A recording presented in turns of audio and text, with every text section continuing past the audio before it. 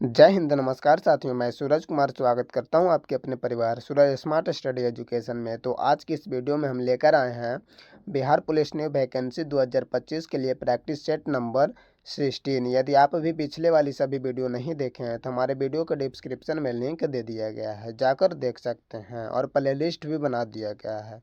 तो चलिए वीडियो को शुरू करते हैं। उससे पहले कि यदि आप भी इस चैनल में नए हैं तो चैनल को सब्सक्राइब करके बेल आइकन ऑन कर लें ताकि हमारे नए वीडियो का नोटिफिकेशन आसानी से आप तक पहुंचता रहे। तो चलिए बिना टाइम वेस्ट किए वीडियो को शुरू करते हैं।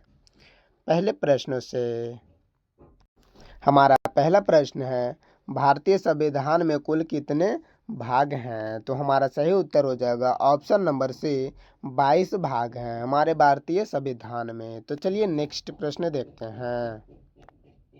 हमारा अगला प्रश्न है, मत यानी कि वोट देने का अधिकार भारतीय संविधान के किस अनुच्छेद में आता है? तो हमारा सही उत्तर होगा ऑप्शन नंबर सी, अनुच्छेद 326 में आता है वोट देने का अधिकार। तो चलिए नेक्स्ट प्रश्न देखते हैं। हमारा अगला प्रश्न है, पूर्व से पश्चिम गलियारा में पूर्वोत्तम भाग है। तो हमारा सही उत्तर होगा ऑप्शन नंबर ए, सिलचर गलियारा। तो चलिए नेक्स्ट प्रश्न देखते हैं। हमारा अगला प्रश्न है, हम्बनटोटा बंदरगाह किस देश में स्थित है? तो हमारा सही उत्तर होगा ऑप्शन नंबर डी, श्रीलंका में। तो चलिए नेक्स्ट प्रश्न देखते हैं। हमारा अगला प्रश्न है, डेट्रॉयट नामक नगर किसके लिए प्रसिद्ध है? तो हमारा सही उत्तर होगा ऑप्शन नंबर बी, ऑटोमोबाइल उद्योग के लिए। तो चलिए नेक्स्ट प्रश्न देखते हैं।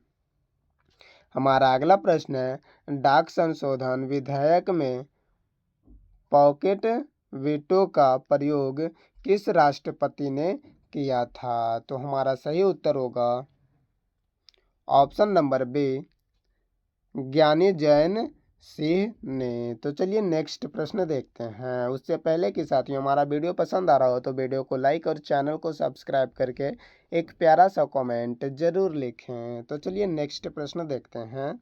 हमारा अगला प्रश्न है, महाराजा धीराज की उपाधि अपनाने वाला पहला गुप्त शासक कौन था? तो हमारा सही उत्तर हो जाएगा ऑप्शन नंबर ए, चंद्रगुप्त प्रथम था।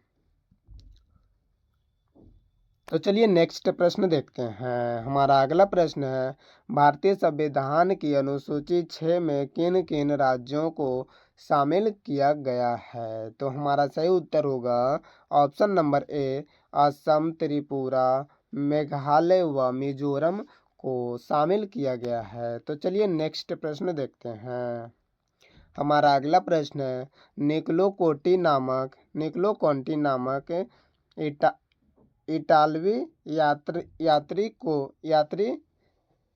इटालवी यात्री किसके शासनकाल में भारत आया था? तो हमारा सही उत्तर होगा ऑप्शन नंबर बी, देवराय द्वितीय के शासनकाल में। तो चलिए नेक्स्ट प्रश्न देखते हैं।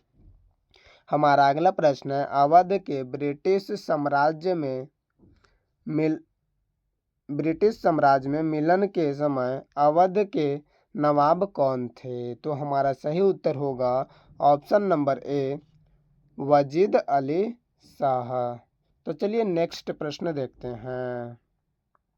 हमारा अगला प्रश्न है, HYSIS नामक उपग्रह का प्रक्षेपण किस यान से किया गया था? तो हमारा सही उत्तर होगा ऑप्शन नंबर सी, PSLV-C-43 यानी 43। तो चलिए नेक्स्ट प्रश्न देखते हैं। हमारा अगला प्रश्न है, ऑस्ट्रेलियाई ओपन 2019 की महिला एकल विजेता कौन है? तो हमारा सही उत्तर होगा ऑप्शन नंबर ए, नाओमी ओसाका। तो चलिए नेक्स्ट प्रश्न देखते हैं। हमारा अगला प्रश्न है, लालजी टंडन बिहार के कौन से राज्यपाल हैं। तो हमारा सही उत्तर होगा ऑप्शन नंबर बी, 30वां राज्यपाल हैं लालजी टंडन बिहारी। तो चलिए नेक्स्ट प्रश्न देखते हैं। हमारा अगला प्रश्न है, बिहार का न्यूनतम जनसंख्या वाला जिला कौन सा है? तो हमारा सही उत्तर होगा option number B, Sheohar. Bihar का न्यूनतम जनसंख्या वाला जिला है। तो चलिए नेक्स्ट प्रश्न देखते हैं। हमारा अगला प्रश्न है, असहयोग आंदोलन प्रारंभ होने का कारण क्या था? तो हमारा सही उत्तर होगा ऑप्शन नंबर सी, जलियांवाला बाग हत्याकांड असहयोग आंदोलन प्रारंभ होने का कारण था। तो चलिए नेक्स्ट प्रश्न देखते हैं। हमारा अगला प्रश्न है, वर्ष 2020 के लिए विश्व की स्थापत्य राजधानी किस शहर को घोषित किया गया? तो हमारा सही उत्तर होगा option number B, Rio de Janeiro. तो चलिए नेक्स्ट प्रश्न देखते हैं। हमारा अगला प्रश्न है साथियों, बिहार का सर्वाधिक लिंगानुपात वाला जिला कौन सा है? तो हमारा सही उत्तर होगा option number C, Gopalganj. Bihar का सर्वाधिक लिंगानुपात वाला जिला है। तो चलिए नेक्स्ट प्रश्न देखते हैं। हमारा अगला प्रश्न है, बिहार में शिशु मृत्यु दर कितना है? तो हमारा सही उत्तर होगा ऑप्शन नंबर डी, 44 है। बिहार में शिशु मृत्यु दर का। तो चलिए नेक्स्ट प्रश्न देखते हैं। हमारा अगला प्रश्न है, बिहार के कितने प्रतिशत भूगर्भ पर अति सघन वन है? तो हमारा सही उत्तर होगा ऑप्शन नंबर सी, 0.35%। तो चलिए नेक्स्ट प्रश्न देखते हैं। हमारा अगला प्रश्न है, रंगराजन कमेटी कब गठित की गई थी? तो हमारा सही उत्तर होगा ऑप्शन नंबर डी, 2005 ईस्वी में। तो चलिए नेक्स्ट प्रश्न देखते हैं। हमारा अगला प्रश्न है, बिहार में अंतरजातीय विवाह प्रोत्साहन योजना की तहत कितनी राशि दी जाती है? तो हमारा सही उत्तर होगा ऑप्शन नंबर डी, 1 लाख। तो चलिए नेक्स्ट प्रश्न देखते हैं। हमारा अगला प्रश्न है, अंतरराज्यीय परिषद का सदस्य नहीं होता है। तो हमारा सही उत्तर होगा ऑप्शन नंबर ए, राज्यपाल अंतरराज्यीय परिषद का सदस्य नहीं होता है। तो चलिए नेक्स्ट प्रश्न देखते हैं। हमारा अगला प्रश्न है, बिहार धारणीय विकास के संबंधित बोर्ड है। तो हमारा सही उत्तर होगा ऑप्शन नंबर ए, योजना और विकास विभाग। तो चलिए नेक्स्ट प्रश्न देखते हैं। हमारा अगला प्रश्न है, 1919 से 20 में दरभंगा किसान आंदोलन के प्रमुख नेता कौन थे? तो हमारा सही उत्तर होगा option number B, Sahajanand Saraswati ने। तो चलिए नेक्स्ट प्रश्न देखते हैं। हमारा अगला प्रश्न है, प्रकाश संश्लेषण किससे होता है? तो हमारा सही उत्तर होगा ऑप्शन नंबर ए, क्लोरोफिल से प्रकाश संश्लेषण होता है। तो चलिए नेक्स्ट प्रश्न देखते हैं। हमारा अगला प्रश्न है, भू-स्थिर उपग्रह पृथ्वी से कितनी ऊंचाई पर स्थित होता है? तो हमारा सही उत्तर होगा ऑप्शन नंबर सी, 36,000 किलोमीटर पर। तो चलिए नेक्स्ट प्रश्न देखते हैं। हमारा अगला प्रश्न है, एक सिंग वाला राइनो यानी कि गेंडा किस राज्य में पाया जाता है? तो हमारा सही उत्तर होगा ऑप्शन नंबर डी, असम में एक सींग वाला गेंडा पाया जाता है। तो चलिए नेक्स्ट प्रश्न देखते हैं। हमारा अगला प्रश्न है, भारत भारत का राष्ट्रीय वृक्ष क्या है? तो हमारा सही उत्तर होगा ऑप्शन नंबर डी, बरगद है भारत का राष्ट्रीय वृक्ष। तो चलिए नेक्स्ट प्रश्न देखते हैं। हमारा अगला प्रश्न है, पृथ्वी दिवस कब मनाया जाता है? तो हमारा सही उत्तर हो जाएगा ऑप्शन नंबर बी, 22 अप्रैल को पृथ्वी दिवस मनाया जाता है। तो चलिए नेक्स्ट प्रश्न देखते हैं। हमारा अगला प्रश्न है, ग्लोबल वार्मिंग किस गैस से होता है? तो हमारा सही उत्तर होगा ऑप्शन नंबर बी, CO2 से ग्लोबल वार्मिंग होता है। तो चलिए नेक्स्ट प्रश्न देखते हैं। हमारा अगला प्रश्न है, उत्पादक और खाने खाने के क्रम क्रम को क्या कहते हैं? तो हमारा सही उत्तर होगा ऑप्शन नंबर ए, खाद्य श्रृंखला कहते हैं। तो चलिए नेक्स्ट प्रश्न देखते हैं। हमारा अगला प्रश्न है, आनुवंशिकता की सबसे छोटी इकाई क्या है? तो हमारा सही उत्तर होगा ऑप्शन नंबर डी, जीन है आनुवंशिकता का सबसे छोटी इकाई। तो चलिए नेक्स्ट प्रश्न देखते हैं। हमारा अगला प्रश्न है, डिऑक्सीजनित रुधिर शरीर से किसमें आता है? तो हमारा सही उत्तर होगा दायां निलय में, ऑप्शन नंबर बी राइट जवाब हो जाएगा। तो चलिए नेक्स्ट प्रश्न देखते हैं। हमारा अगला प्रश्न है, प्रारंभिक खाद्य नहीं है। तो हमारा सही उत्तर होगा ऑप्शन नंबर ए, दूध प्रारंभिक खाद्य नहीं है। तो इसलिए हमारा राइट जवाब ऑप्शन नंबर ए हो जाएगा। तो चलिए नेक्स्ट प्रश्न देखते हैं।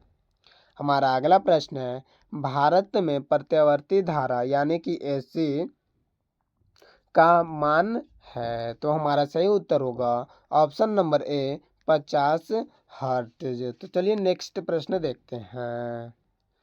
हमारा अगला प्रश्न है, टीका टीका रोग किससे संबंधित है? तो हमारा सही उत्तर होगा ऑप्शन नंबर डी, मूंगफली से। तो चलिए नेक्स्ट प्रश्न देखते हैं। हमारा अगला प्रश्न है, टाइबेसिक एसिड है। तो हमारा सही उत्तर होगा ऑप्शन नंबर सी, फास्फोरिक अम्ल। तो चलिए नेक्स्ट प्रश्न देखते हैं। हमारा अगला प्रश्न है, अस्कॉर्बिक अम्ल किस विटामिन का नाम है? तो हमारा सही उत्तर होगा option number C, vitamin C ascorbic अम्ल का नाम है। तो चलिए नेक्स्ट प्रश्न देखते हैं। हमारा अगला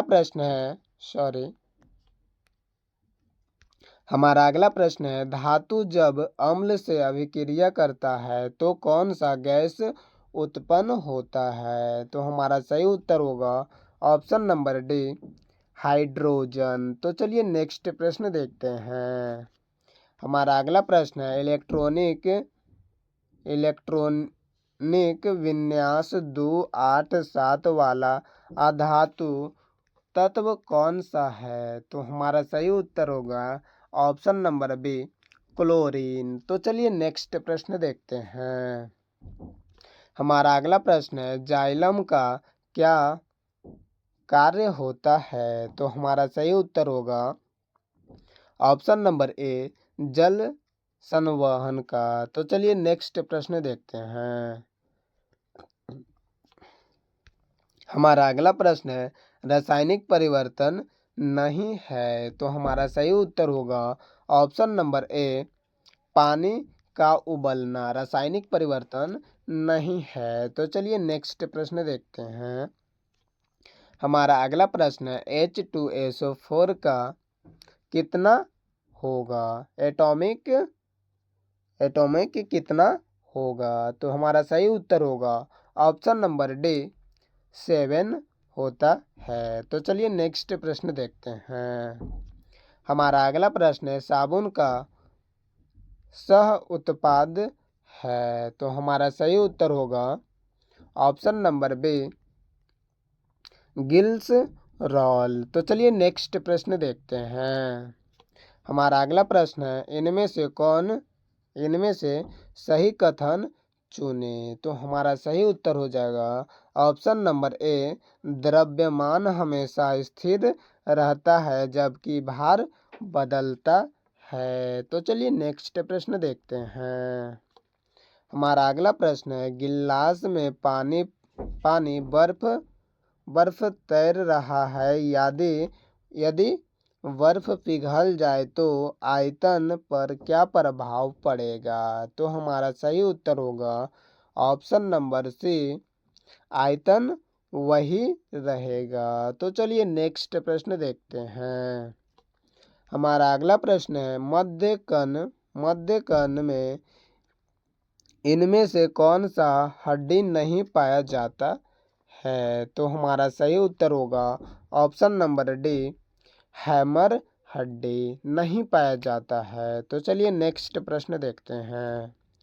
हमारा अगला प्रश्न है पृथ्वी पर किस वस्तु का पलायन वेग चंद्रमा पर उस वस्तु के पलायन वेग से होगा। तो हमारा सही उत्तर होगा ऑप्शन नंबर बी अधिक होगा। तो चलिए नेक्स्ट प्रश्न देखते हैं।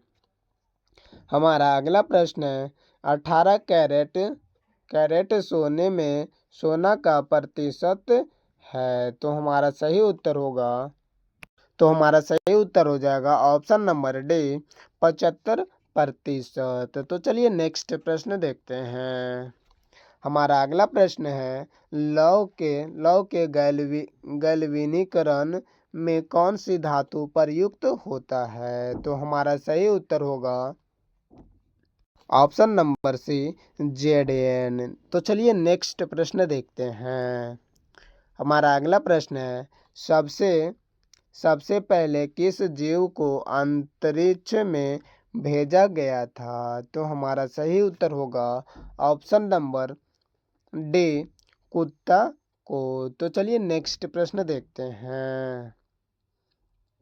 हमारा अगला प्रश्न है आज का अंतिम सवाल ध्वनि तरंगे नहीं चल सकती है। तो हमारा सही उत्तर होगा ऑप्शन नंबर सी निर्वात में ध्वनि तरंगे नहीं चल सकती है। तो आज के लिए इतना ही, आगे मिलते हैं नेक्स्ट वीडियो में। तब तक के लिए जय हिंद जय भारत। यदि आप चाहते हैं इस वीडियो का PDF फ्री में लेना तो हमारे टेलीग्राम चैनल को ज्वाइन कर सकते हैं। हमारे टेलीग्राम चैनल का लिंक वीडियो के डिस्क्रिप्शन में दे दिया गया है। नहीं तो टेलीग्राम में जाकर सूरज सर PDF बरौली सर्च मार सकते हैं।